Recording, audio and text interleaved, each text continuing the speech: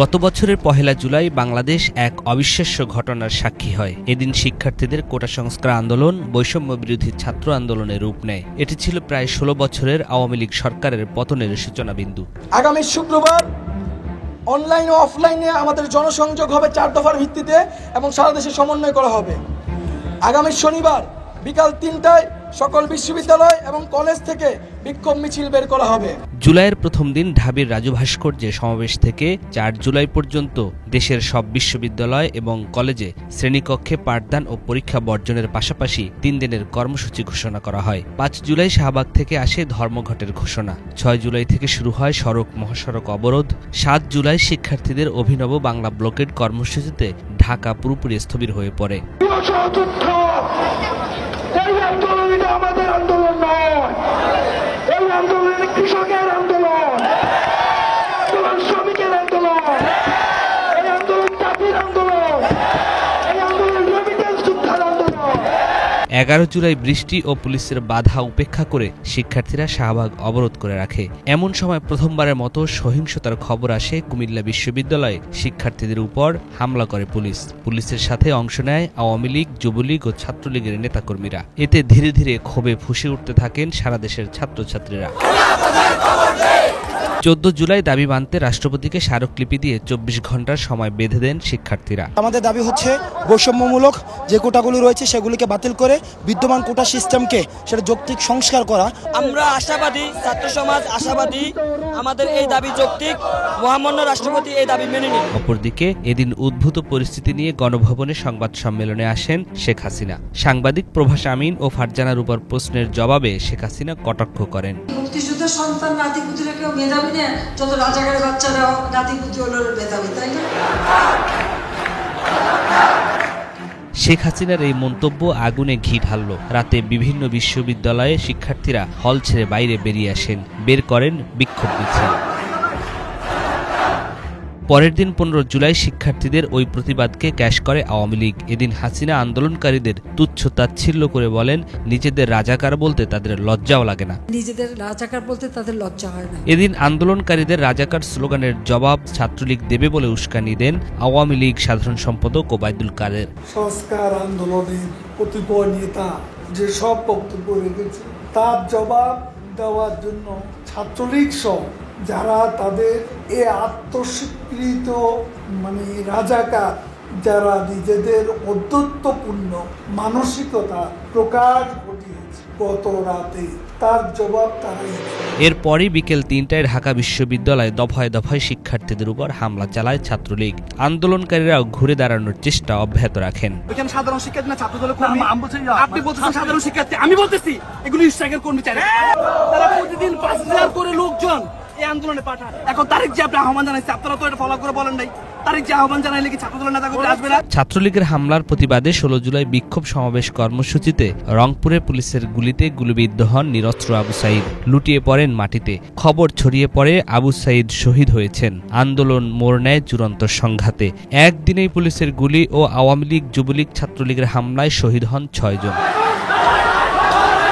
১৭ জুলাই আশুরার সরকারি ছুটিতে অফিস আদালত বন্ধ থাকলেও ক্যাম্পাসগুলো ছিল উত্তাল। এদিন রাজনীতিমুক্ত ঘোষণা করা হয় ঢাকা বিশ্ববিদ্যালয়ের ক্যাম্পাস সহ বিভিন্ন বিশ্ববিদ্যালয়। কয়েক দফা হামলা করে ক্যাম্পাস থেকে সাধারণ শিক্ষার্থীদের বের করে দেয় ছাত্রলীগ। বিশ্ববিদ্যালয় প্রশাসন হল বন্ধের ঘোষণা দেন। এর মধ্যেই দুপুর থেকেই সড়ক মহাসড়ক অবরোধ, গায়বানা জানাজা, কফিন মিছিল ও দফায় দফায় সংঘর্ষ চলে। আন্দোলন ঠেকাতে বন্ধ করে দেয়া হয় ইন্টারনেট। এদিন সন্ধ্যা ৭:৩০টায় কালো শাড়ি পরে জাতির উদ্দেশ্যে ভাষণ দেন শেখ হাসিনা। বরাবরের মতো এই ভাষণ দীর্ঘ ছিল না। ৮ মিনিটের ভাষণে তার চেহারা ছিল বিমর্ষ, ভীত।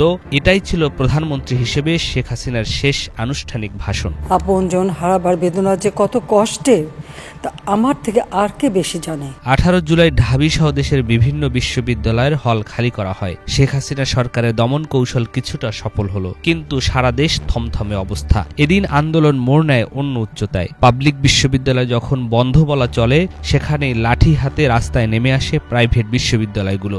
দ্বিতীয় দফায় আন্দোলন শুরু হয় এদের হাত ধরে। যুক্ত হতে থাকে বিভিন্ন শ্রেণী পেশার মানুষ। ঢাকার বাড্ডা, যাত্রাবাড়ি সহ দেশের ৪৭ জেলায় তীব্র আন্দোলন হয়। বাড়তে থাকে নিহতের সংখ্যা। প্রাথমিকভাবে ২৮ জনের মৃত্যুর খবর পাওয়া যায় এদিন। সন্ধ্যায় ছাত্রদের ঘোষণা আসে দেশ জুড়ে কমপ্লিট শাটডাউন বা সর্বাত্মক অবরোধ কর্মসূচি।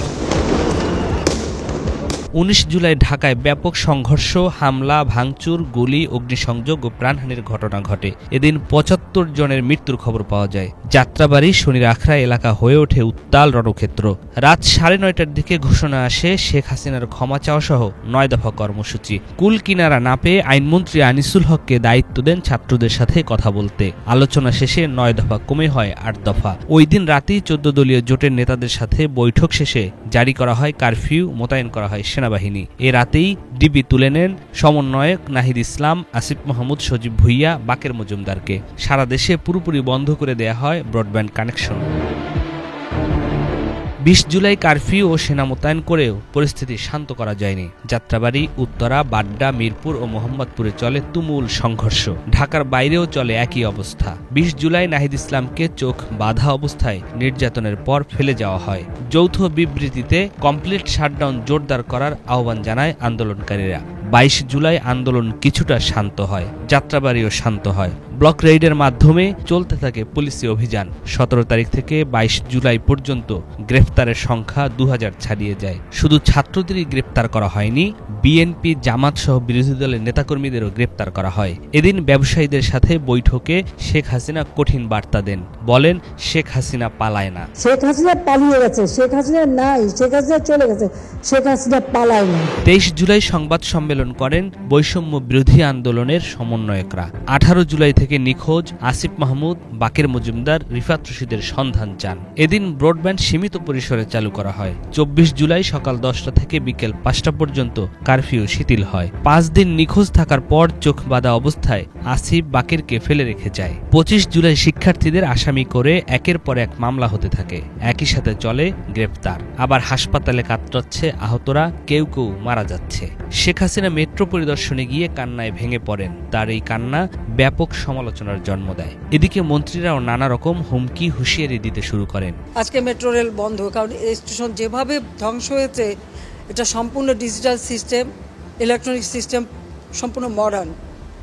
এটা তো কতদিনের ঠিক হবে আমি জানি না। ২৬ জুলাই রাতে নাহিদ ইসলাম, আসিফ মাহমুদ সহ ৩ জনকে রাজধানীর গণস্বাস্থ্য কেন্দ্র থেকে আবারও তুলে নেয় ডিবি। এদিকে তখন আতঙ্কের নাম হয়ে ওঠে ব্লক রেইডের অভিযান। কোনো বাসায় শিক্ষার্থী পাওয়া গেলে গ্রেফতার। ২৭ জুলাই নিরাপত্তার কথা বলে তুলে নেওয়া হয় হাসনাত ও সার্জিসকে। এদিন শেখ হাসিনা পঙ্গু হাসপাতাল ও বিটিভি পরিদর্শন করেন। শেখ হাসিনা বলেন, তার কথা বিকৃত করে আন্দোলন চলছে।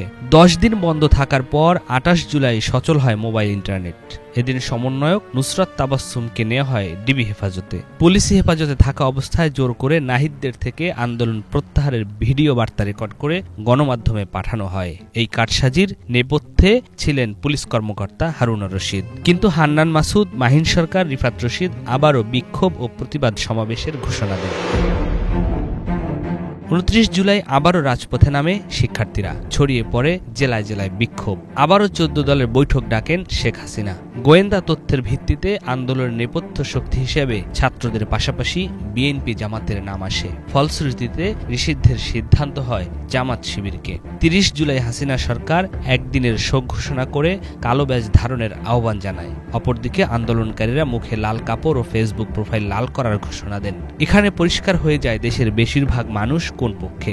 ৩১ জুলাই মার্চ ফর জাস্টিস নামে পদযাত্রা কর্মসূচি পালন করেন শিক্ষার্থীরা। এদিন পুলিশ আবারও চড়াও হয় শিক্ষার্থীদের উপর। সন্ধ্যায় ঘোষণা আসে রিমেম্বারিং আওয়ার হিরোজ নামে নতুন কর্মসূচি।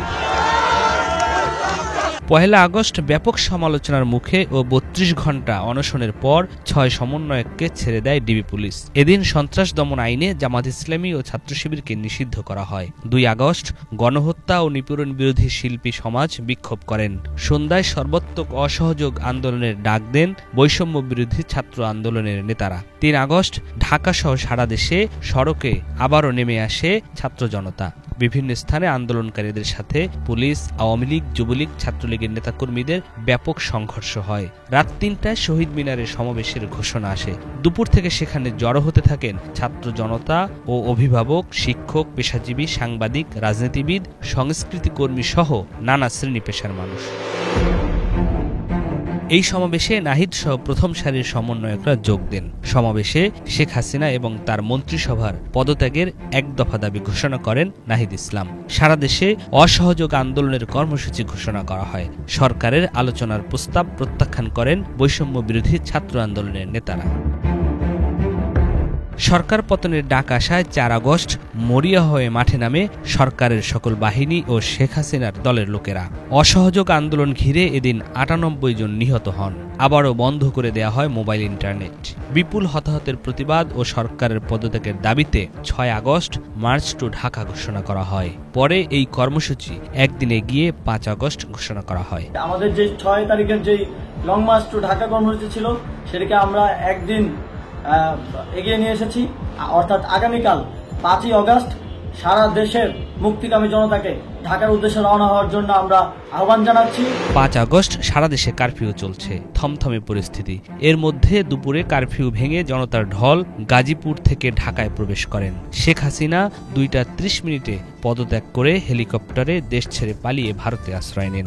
অবসান ঘটে প্রায় 16 বছরের ন্যায়হীনতার। আর এদিকে পুরো রাজধানী বিজয় উল্লাসে মেতে ওঠেন। হানা দেন গণভবনে। জনতা নিয়ে যায় শেখ হাসিনার হাঁস, মুরগি, পুকুরের বড় বড় মাছ এবং আসবাবপত্র। বাংলাদেশের ইতিহাসে 5 আগস্ট ইতিহাসের এক অন্য মাত্রা যোগ করেছে। যতদিন বাংলাদেশ থাকবে ততদিন স্বৈরাচারের বিরুদ্ধে জনতার ক্ষোভের উদাহরণ হয়ে থাকবে 36 জুলাই। এই 36 জুলাই হয়ে রইল বাংলাদেশের ইতিহাসের অন্যতম তাৎপর্যপূর্ণ দিন। নিয়াজ মাখদুম, বাংলা ভিশন, ঢাকা।